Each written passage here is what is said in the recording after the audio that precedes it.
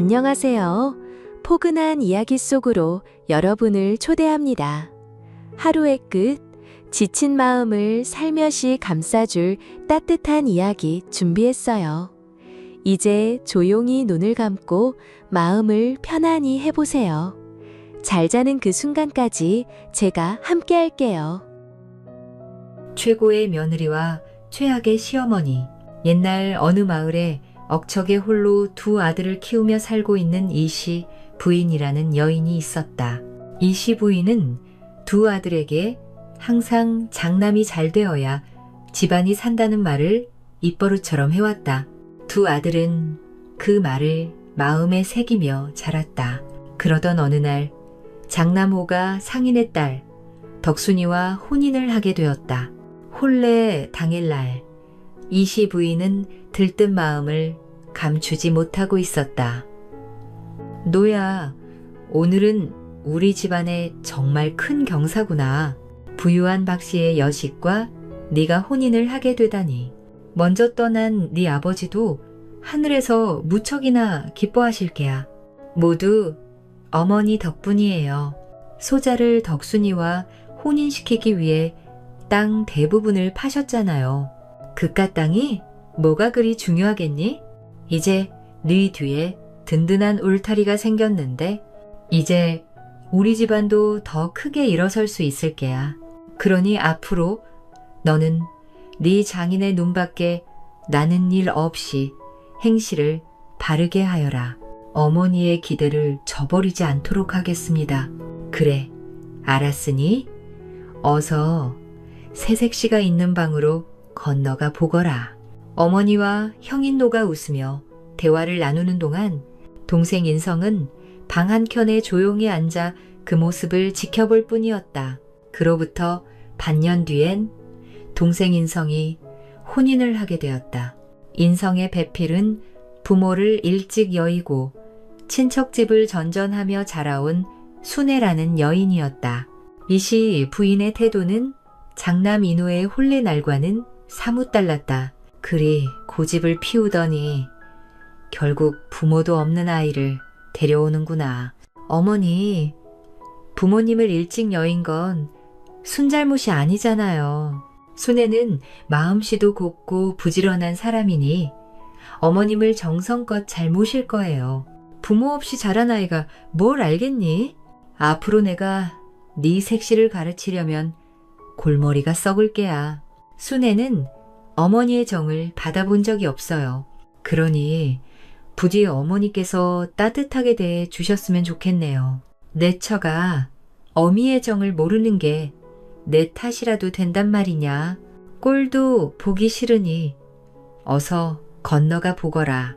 어머니는 차가운 눈빛으로 차남 인성을 바라보았다. 인성은 어머니께 고개를 숙여 인사하고는 순애가 기다리는 방으로 돌아갔다. 제가 부인을 너무 기다리게 했네요. 아니에요. 괜찮아요. 어머님과는 어떤 대화를 나누셨어요? 부인이 며느리가 되어서 아주 좋으시다네요. 앞으로는 딸처럼 대해주시겠다고도 하셨으니 너무 걱정하지 마세요. 인성의 말을 들은 순애는 환하게 웃었다.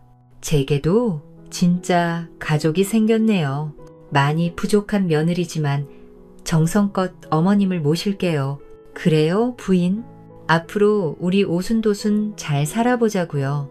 순애의 두 뺨이 복숭아꽃처럼 고운 분홍빛으로 물들었다.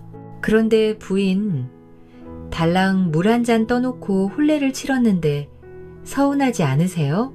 시아주버님께서 몇 달 전에 혼례를 치른 것을 알고 있는데 서운하다니 당치도 않아요. 저를 받아주신 것만으로도 저는 그저 감사할 뿐이에요. 내가 부인을 행복하게 해주겠소. 네, 그것만은 약조하리다. 다음 날 순애는 동이 트기도 전에 일어나 아침 식사를 준비했다. 아침 준비가 다 되어 갈 때쯤 시어머니가 마당에 나와 순애에게 말을 했다. 아침 준비는 다 되었느냐? 어머니, 일어나셨어요? 순애는 환하게 웃으며 이시 부인을 향해 인사를 건넸다. 순애의 얼굴을 마주한 이씨 부인은 못마땅한 표정으로 말을 했다. 네가 이 집안의 며느리가 될 자격이 있는지는 네 행실로 증명해야 할 것이야. 예, 어머니, 알려주시면 그대로 배우겠습니다. 밥상은 각 방에 따로 차려 올리거라. 그리고 네 형님은 몸이 약한 사람이니 시기하지 말고 상전이라 생각하고 잘 모시거라. 아, 어려서부터 남의 집살이를 했으니 윗전 섬기는 법쯤은 잘 알고 있을 테지. 순애는 고개를 숙이며 대답했다. 네, 어머님. 그래 하겠습니다. 그렇게 순애가 기대했던 따뜻한 시댁살이는 어느새 혹독한 시집살이로 바뀌어 있었다. 그로부터 석 달이 지났을 무렵 아침부터 집안일을 하던 순애와 반일을 나가려던 인성을 이씨 부인이 불러 세웠다. 인성아, 오늘부터는 너희 부부가 반일을 도맡아서 하거라. 아, 네. 형이 바깥사돈에게 재주를 인정받아서 장사를 배우게 됐으니 이제부터는 반일은 물론이고 집안일까지 너와 네 처가 맡아서 해야 할 것이야. 어머니, 살림이라도 형수님이 도와주실 수 있게 해주시면 안 될까요? 이 사람이 반일과 집안일을 같이 하기에는 밭과 집이 거리가 있어 많이 힘들 거예요. 인성의 말을 들은 이씨 부인은 얼굴을 찌푸리며 잔뜩 화가 난 목소리로 말을 했다. 그게 뭐가 힘들어? 이 어미는 반일과 집안일을 평생 동안 같이 하고 살았어도 힘들다는 말 한 번 안 하고 살았다. 지금 네가 이 어미 앞에서 네 처를 감싸는 게냐? 어머니, 그게 아니라 그 모습을 옆에서 안절부절하며 지켜보던 순애가 인성에게 말을 했다. 서방님, 저는 힘들지 않으니 걱정하지 않으셔도 돼요. 인성은 조심스레 고개를 돌려 순애의 얼굴을 바라보았다. 그러자 순애는 밝은 미소로 인성을 바라보며 환하게 웃었다. 순애의 미소를 본 인성은 속상한 마음을 꾹 눌러 담고 화가 난 이씨 부인을 달래며 말을 했다. 어머니, 소자가 잘못했으니 화를 푸세요. 제가 형님 목까지 열심히 할게요. 맞아요. 어머님, 저도 서방님을 따라 열심히 할 테니 노여움을 푸세요. 인성과 순애가 잔뜩 화가 난 이씨 부인을 열심히 달래고 있던 그때 이노의 부인 덕순이가 화려한 비단 옷을 입고 방에서 나오며 말했다. 어머니, 엿드세요. 큰 며느리 덕순이가 대뜸 시어머니 얼굴 앞에 엿을 들이밀었다. 해맑은 표정으로 시어머니에게 엿을 먹으라고 하는 며느리를 보고 세 사람은 너무 놀라 말 한마디 없이 멍하니 덕순이만 바라보고 있었다. 아, 순간 뭔가 잘못되었음을 느낀 덕순이는 다시 말을 이었다. 어제 친정에서 보내준 엿이에요. 제가 워낙 엿을 좋아하거든요. 이씨 부인은 분위기 파악 못하고 들뜬 얼굴로 엿을 건네는 큰 며느리를 잠시 멍하니 바라보았다. 그리고는 이내 억지로 미소를 지으며 말했다. 큰애야, 나는 됐으니 너나 많이 먹으렴. 네가 좋아해서 사돈이 보내준 것이니 혼자서 먹거라. 이씨 부인은 고개를 다시 인성 내외에게 돌리고는 차가운 표정으로 말을 했다. 너희는 알아들었으면 서둘러 반일을 나갈 것이지. 예, 못하는 게야? 인성 내외가 반일을 하기 위해 나가자 이씨 부인은 혼자 투덜거리듯 중얼거렸다. 아이고, 출신도 모르는 계집을 집으로 들였더니 인성이가 안 하던 짓을 하네. 나 때는 말이야. 하루에 5-6번씩 밥상 차리고 일을 했어도 불평 한마디 할 수 없었어. 그런데 요즘 것들은 조금만 힘들어도 불평을 늘어놓으니 이건 며느리가 아니라 아주 상전이야. 그 모습을 지켜보며 마당 한켠에서 엿을 먹던 덕순이는 시어머니에게 물었다. 어머니, 왜 이리 화가 나셨어요? 이시 부인은 언제 그랬냐는 듯 온화한 미소를 지으며 말했다. 아무 일도 아니란다. 우리 큰 며느리는 몸 잘 챙겨서 하루빨리 대릴사위 떡두꺼비 같은 아들 하나만 낳아주면 되는 것이야. 그러니 너는 어서 들어가 몸이나 잘 챙기고 있으려무나. 만신이 좋은 소식이 있을 거라 했으니 곧 좋은 소식이 있을 게야. 예, 어머님, 그리하겠습니다. 덕순이 웃으며 방으로 들어가자 이시 부인은 뒷모습을 바라보며 속으로 중얼거렸다. 큰애가 수더분하기는 한데 가끔 눈치 없이 맹할 때가 있네. 아니지. 계집이 너무 똑똑하면 집안이 조용할 날이 없을 테니 차라리 잘된 걸 수도 있어. 그날 이후로 순애는 집안일이며 반일이며 하루도 쉬지 못하고 일만 했다. 그러던 어느 날 아침 장남 인호가 다급히 어머니를 찾았다. 어머니, 제 처가 얼굴이 창백해요. 몸이 좋지 않은 듯하니 의원을 불러야 할 것 같아요. 이시 부인은 걱정스러운 표정으로 말했다. 그럼 어서 인성이한테 가서 의원을 불러오라고 시키거라. 아니에요, 어머니. 제가 가서 의원을 모셔올게요. 무슨 소리를 하는 게야. 그런 일은 인성이에게 시키고 너는 네 처 옆에 있어줘야지. 어머니의 말을 들은 이는 동생 인성에게 의원을 불러오라 말하고는 방으로 돌아가 부인 덕순이를 챙기고 있었다. 잠시 후 인성이 의원을 데려왔다. 의원이 진맥을 마치고 미소를 지으며 말했다. 태기가 있어 그런 것이니 걱정하지 않으셔도 됩니다. 의원의 말을 들은 이시 부인은 기쁨에 어쩔 줄 몰라 했다. 인호야, 들었느냐? 네가 아버지가 된단다. 거봐라. 이 어미가 경사가 생길 거라 하지 않았니? 예, 어머니. 소자도 똑똑히 들었어요. 어머니와 인호는 덕순이의 임신 소식에 매우 기뻐했다. 하지만 이날 이후로 순애의 시집살이는 더욱더 힘들어졌다. 순애는 매일 해가 뜨기 도전에 일어나 집안일을 마친 뒤 반일을 나갔고 반일을 하다가도 끼니가 되면 집으로 돌아와 시어머니와 형님 덕순이의 밥을 챙겨주었다. 그리고 정작 본인은 밥 한 술 제대로 뜨지도 못하고 다시 반일을 나갔다.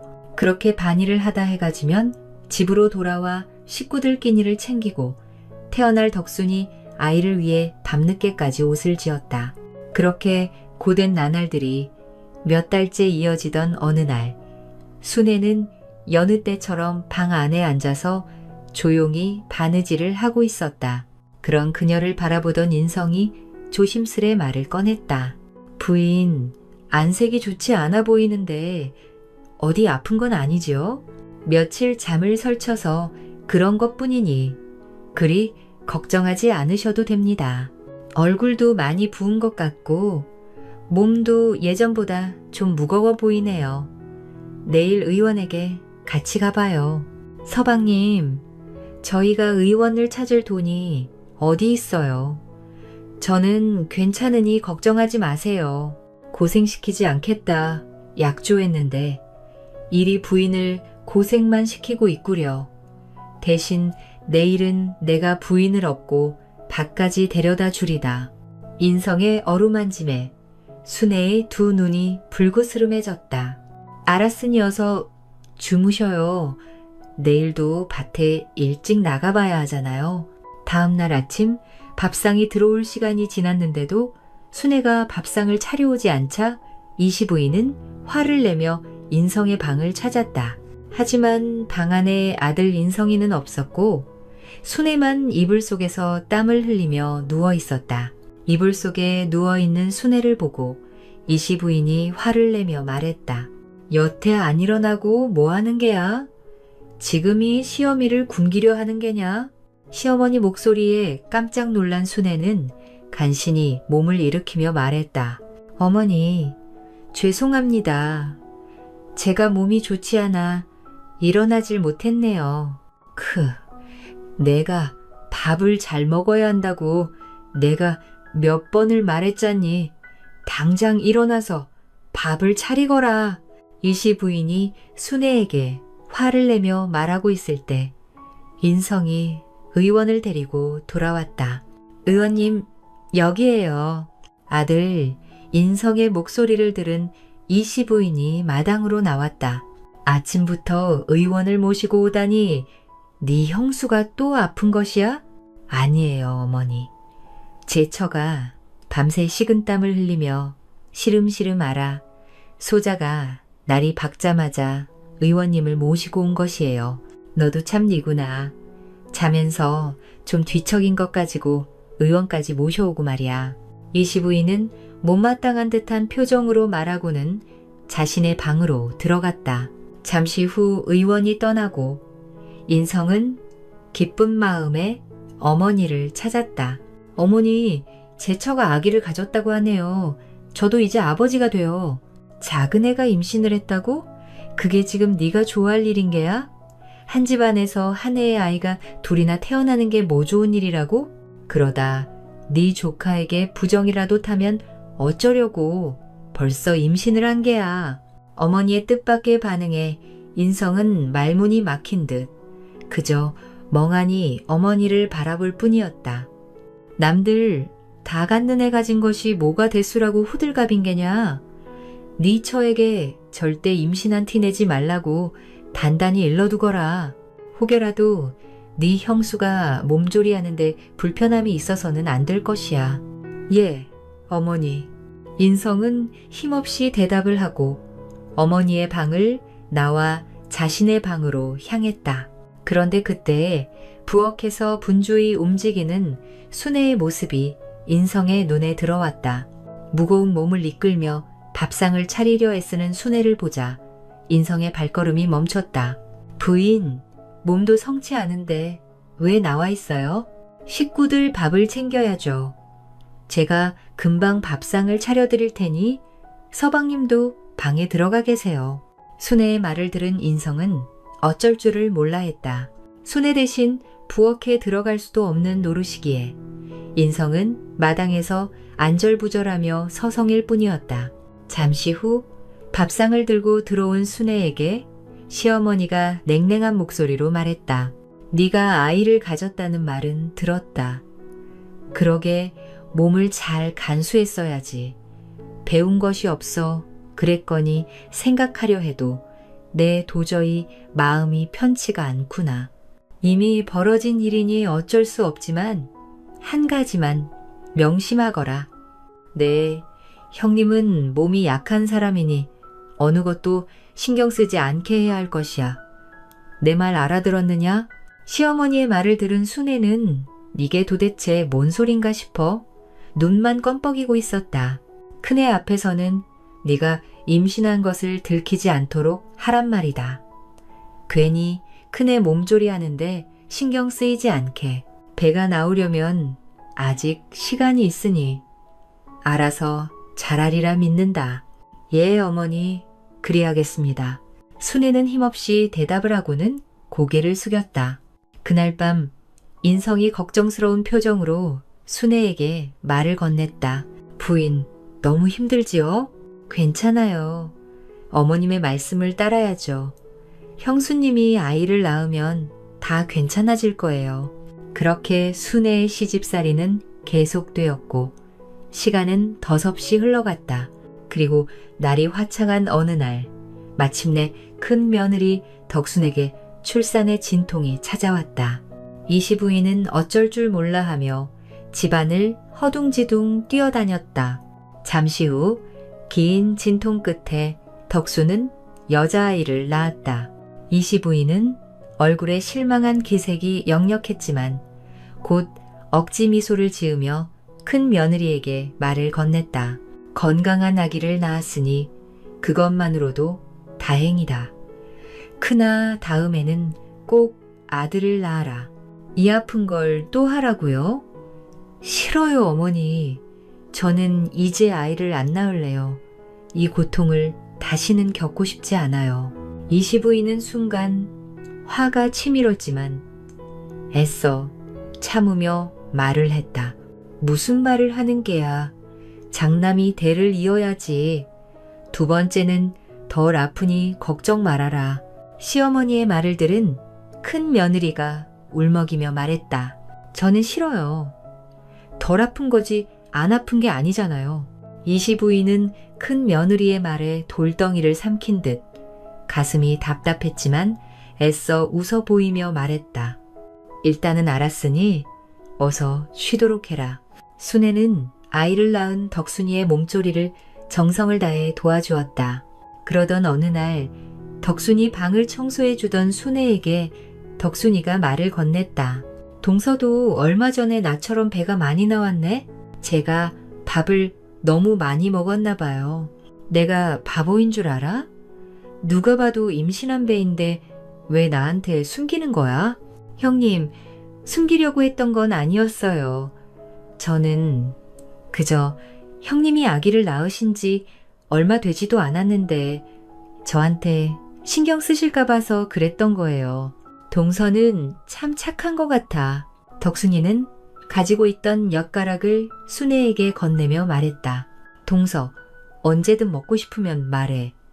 다음에는 우리 아버지에게 말해서 강정도 좀 가져다 줄게. 형님, 저는 괜찮아요. 이 귀한 걸 형님이 드셔야지요. 나는 매일 먹어서 괜찮아. 내가 아이를 가졌을 때 보니까 모든 게 다 먹고 싶더라고. 동서도 이것저것 많이 먹고 싶을 텐데 많이 먹어. 그리고 내 방 청소는 내가 할 테니 동서는 동서 몸이나 잘 챙겨. 덕순에게 받은 엿을 가지고 방으로 돌아온 순애는 엿을 멍하니 바라보며 눈물을 흘리고 있었다. 나도 참 우습네. 엿이 이리 먹고 싶었나. 몇 달 후 순애에게도 출산의 진통이 찾아왔다. 그리고 순애는 놀랍게도 아들을 낳았다. 어머니, 부인이 아들을 낳았어요. 그토록 기다리시던 손자 말이에요. 이시 부인이 시큰둥한 말투로 대답했다. 그래, 잘했구나. 어머니, 기쁘지 않으세요? 손자를 기다리셨잖아요. 이시 부인이 한숨을 내쉬며 말했다. 네가 아니라네. 형이 손자를 낳았으면 얼마나 좋으냐. 한 해에 아이가 둘이 생기는 바람에 부정이 탄 게야. 인성은 아무런 말 없이 고개만 숙이고 있었다. 그로부터 며칠 후 이시 부인이 인성과 순애를 방으로 불렀다. 내가 생각해 봤는데 이 아이는 장남인 인호에게 양자로 드리는 것이 좋겠다.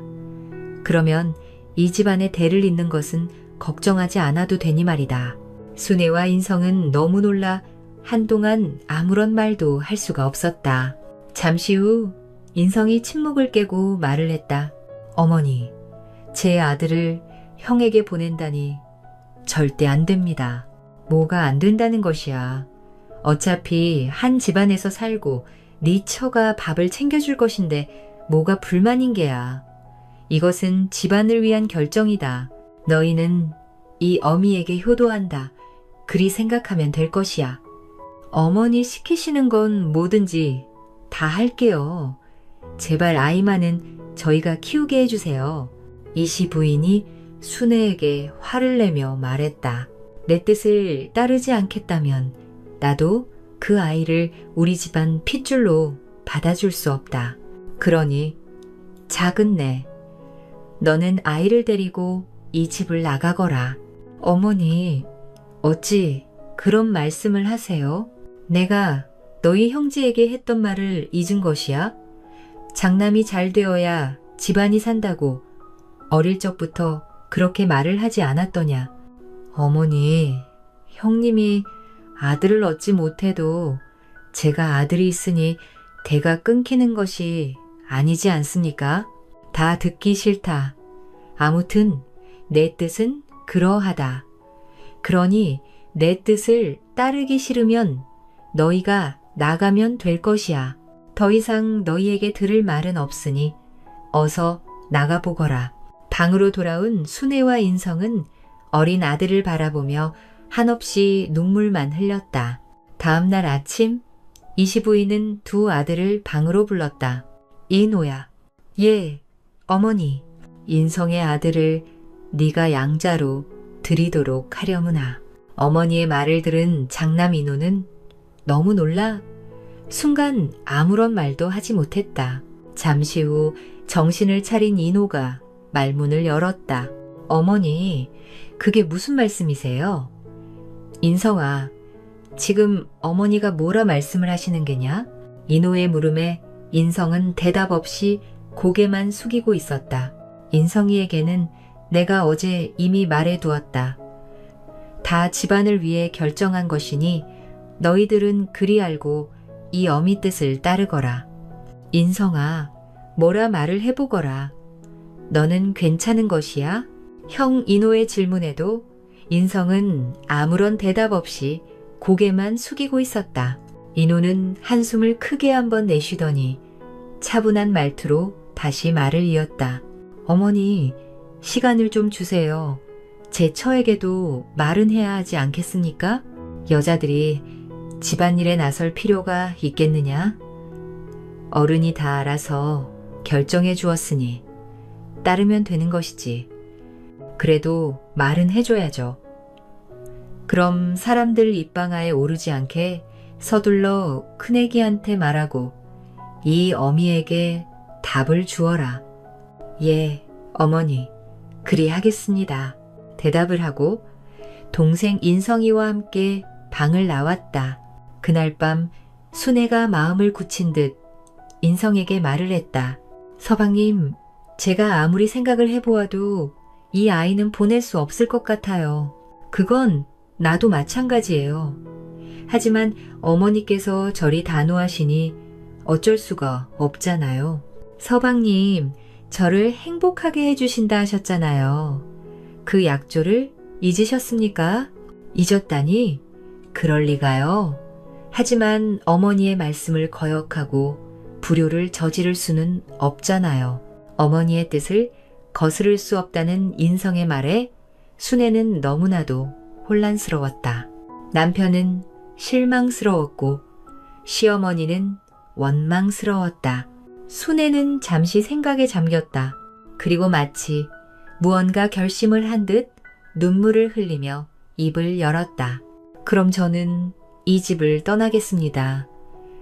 아주버님께 아이를 양자로 보낼 수 없다면 저에게 이 집을 나가라 하셨으니 저는 아이와 함께 이 집을 떠나겠습니다.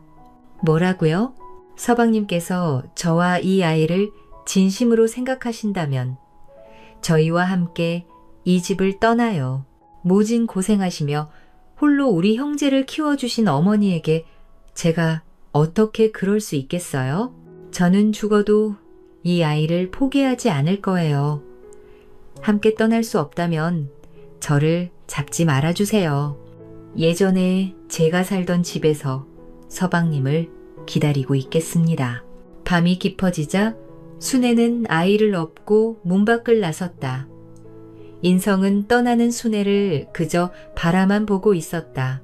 다음 날 순애가 아이를 데리고 떠난 것을 알게 된 이시 부인은 한바탕 난리를 폈다. 출신도 모르는 것을 가족으로 받아주었더니 은혜도 모르고 뒤통수를 쳐. 이래서 검은 머리 짐승은 거두지 말아야 해. 자식을 소중히 여겨 그리 한 것인데 수혜의 마음을 왜 그리 몰라주시는 거예요? 어머니도 자식을 키워보셨으니 그 마음 아마 아실 거 아니에요.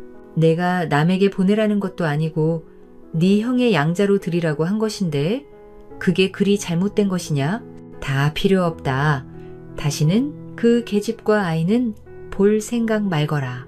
어머니, 정말 이렇게까지 하셔야 합니까? 내일부터 내 새 부인을 찾아볼 테니 너는 그리 알고 있거라. 아들 인성은 더 이상 참지 못하고 어머니께 되들며 말을 했다. 그리 못하겠네요. 아, 처자식이 멀쩡히 있는데 제가 왜 또 혼인을 합니까? 저는 제 처자식이 있는 곳으로 떠날 테니 그리 아세요. 너 지금 뭐라 한 것이냐? 네가 감히 이 어미를 버리고 지금 그 계집에게 가겠다고 하는 것이야? 이 불효자는 그냥 죽었다 생각하세요? 어차피 어머니는 형님만 계시면 되지 않습니까? 말을 마친 인성은 더는 미련이 없다는 듯 집을 나와 곧장 수혜와 아들이 있는 곳으로 향했다. 이시부인은 그런 인성의 모습에 충격을 받았는지 마당에 털썩 주저앉았다. 그때 인호와 덕순이 아이를 안고 방에서 나와 마당에 주저앉아 있는 어머니를 보고는 깜짝 놀라며 달려왔다. 어머니, 괜찮으세요? 바닥이 차니 어서 일어나세요. 인호는 급히 어머니를 부축해 방으로 모시고 들어갔다. 인호야, 네 동생이 어찌 내게 이럴 수 있단 말이냐. 계집 하나 잘못 들어와서 네 동생을 다 망쳐버렸구나. 다 소용없다. 이 어미는 너만 곁에 있으면 된다. 서방님, 어서 어머니께 절을 올리세요. 인호와 덕순이는 어머니에게 큰절을 했다. 대뜸 큰절을 하는 아들 내외를 보고 이시부인은 어리둥절해하며 물었다. 갑자기 절은 왜 하는 것이야? 어머님, 큰며느리가 돼서 대를 이을 아들을 낳지도 못했는데 어찌 방 안에서 따뜻한 밥을 먹고 편히 잠을 잘 수 있겠습니까? 그래서 저희 부부는 어머님께 죄송한 마음을 안고 이 집을 떠나 친정으로 가겠습니다. 저희 부부는 조카를 양자로 드릴 수 없다고 결정했습니다. 어머니께서 제 딸을 보실 때마다 아들이 아니라는 이유로 손녀를 아껴주시지 않을까 걱정이 되네요. 소자가 대를 이을 아들을 낳게 되면 어머니께 찾아와 인사드리겠습니다. 그때까지 만수무강하십시오. 큰아들 인호마저 자신을 떠나겠다는 뜻을 내비치자 이시부인은 당혹감을 감추지 못한 채 인성을 바라보며 말했다. 아니다. 그게 무슨 말이냐. 내가 내 손녀를 어찌 아끼지 않을 수 있겠느냐. 이 못난 아들로 인해 집안이 시끄러워졌으니 원흉인 저희 부부가 이곳을 떠나는 것이 맞습니다. 그동안 어머니의 말씀을 거역할 수 없어 침묵하고 있었습니다. 하지만 저와 인성이를 차별하실 때마다 소자도 괴로웠습니다. 언젠가 대를 이을 손자를 낳으면 그때 어머니를 찾아뵙고 이 불효를 씻겠습니다. 제가 아들을 낳지 못한 탓에 동서에게까지 화가 번졌습니다. 그런데 저희 부부가 어찌 이 집에서 편히 지낼 수 있겠습니까? 저희가 손자를 낳으면 다시 찾아뵙겠습니다. 어머님, 그럼 그때까지 만수무강하세요. 아니다, 아니야. 너희가 그럴 필요 없단다.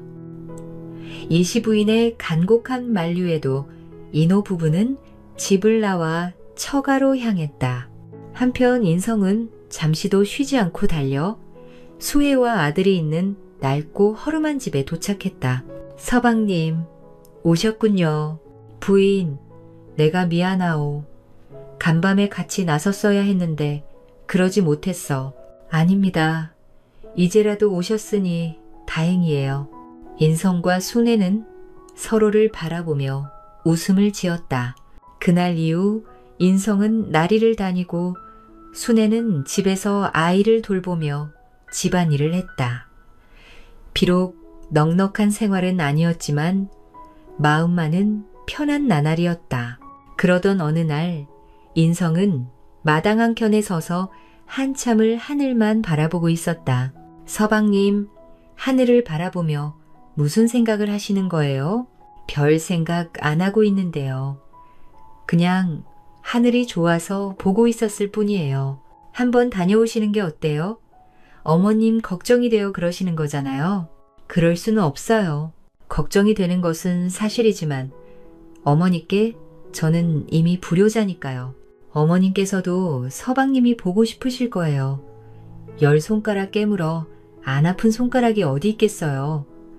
화를 내시게 하겠지만 분명 기다리고 계실 거예요. 그럼 잠깐만 몰래 보고 오도록 할게요. 그날 모질게 말을 하고 나와서 어머니 성정에 혹여 몸져 눕지는 않으셨는지 걱정이 되네요. 순애가 인성에게 부드러운 미소를 건네며 말했다. 서방님, 저는 괜찮습니다. 제 걱정은 마시고 마음 편히 다녀오세요. 순애의 말에 용기를 얻은 인성은 날이 밝자마자 조심스레 발걸음을 옮겼다. 25인에 집에 도착한 인성은 집안이 너무 조용한 것이 이상해 서둘러 어머니를 불렀다. 어머니, 안에 계세요? 이 목소리는 인성이 아니냐? 내 아들 인성이가 온 것이냐? 방 안에서 어머니의 목소리가 들리자 인성은 서둘러 방으로 들어갔다. 인성이 방으로 들어오자 누워있던 이시부인은 몸을 간신히 일으켜 아들 인성을 바라보고 앉았다. 어머니, 어디가 편찮으신 거예요? 소자가 의원을 모셔올까요? 아니다. 나는 괜찮단다. 어머니의 괜찮다는 말에 인성은 안도의 한숨을 내쉬고는 차분한 말투로 말을 했다. 그런데 형님과 형수님은 어디 가신 건가요? 네가 떠나고 나서네 형과 형수도 이 집을 떠났단다. 아, 형님이 떠났다고요? 아들을 낳으면 다시 찾아오겠다 하더구나. 다 내가 부덕한 탓인 게야. 내가 너희 부부에게 못할 짓을 해서네 형과 형수도 이 못난 어미를 떠난 것이란다. 다 내 잘못이니 네 형을 탓하지 말거라. 어머니가 몸져 놓으신 걸 형님도 모르고 계세요. 내가 무슨 낯짝으로 너나 네 형에게 알리겠니? 어머니, 그런 말씀 마세요. 어머니께서 저희 형제를 어떻게 키워주셨는지는 저희가 제일 잘 알아요. 얼굴 봤으니 됐다. 어서 돌아가서 네 가족들 곁에 있어라. 인성은 무거운 발걸음을 옮기며 어머니의 집을 나왔다. 그날 밤 시어머니의 근황을 인성에게 들은 수애는 다음 날부터 아침 일찍 일어나 조용히 집을 나섰다. 순애는 시어머니의 집을 찾아가 아무 말 없이 집안일을 하고 식사를 챙겨주고는 집으로 돌아왔다. 이씨 부인도 수애를 내치지 않고 아무런 말 없이 수애가 챙겨주는 밥을 먹었다. 그렇게 순애가 이씨 부인의 집을 오간 지 닷새가 되는 날이었다. 이날도 순애는 이 부인의 식사를 챙겨준 뒤 집으로 돌아가기 위해 이씨 부인의 방에 들러 조용히 절을 하고 있었다. 그 모습을 가만히 지켜보던 이씨 부인이 작은 목소리로 말을 했다. 작은 애야, 미안하다. 예? 잠속도 없지. 나 같으면 꼴도 보기 싫어. 이쪽으로는 눈길도 주지 않았을 게다. 그런데 너는 매일같이 찾아와서 이 못된 시엄이 밥까지 챙기는구나. 작은 애야, 미안하다. 염치가 없어 용서해달란 말은 차마 못하겠구나. 아니에요, 어머님. 제가 잘못했어요. 어머님께 몇 번이고 간곡히 말씀드려야 했는데 아들을 잃는 것이 겁나 무작정 뛰쳐나오는 선택을 했네요. 서방님께 천륜을 저버리는 일을 하게 만들었으니 제가 잘못한 것이 맞아요. 어머님, 저를 용서해 주세요. 이리 착한 아이를 내가 어쩌자고 그리 대했노. 이씨 부인과 순애는 서로를 마주보고 눈물을 흘리며 이야기를 나누었다. 며칠 후 인성과 순애는 아이와 함께 이씨 부인의 집으로 돌아왔다. 그 소식을 들은 인우와 덕순이도 먹을 것을 잔뜩 챙겨 이씨 부인의 집을 찾았다. 드디어 우리 가족이 다 같이 밥을 먹게 되었으니 이보다 더 큰 경사가 어디 있겠어요? 어머니, 오늘이 진정 우리가 가족이 되는 날인 듯해서 무척이나 행복하네요. 그래도 너희 내외는 이곳으로 돌아올 생각일랑 말거라. 큰 며느리가 심성이 곱고 이쁘기는 한데 할 줄 아는 것이 너무 없어서 우리 작은 며느리가 고생할 것 같으니 말이야. 아, 이씨 부인의 농담에 모두가 박장대소하며 웃음을 터뜨렸다.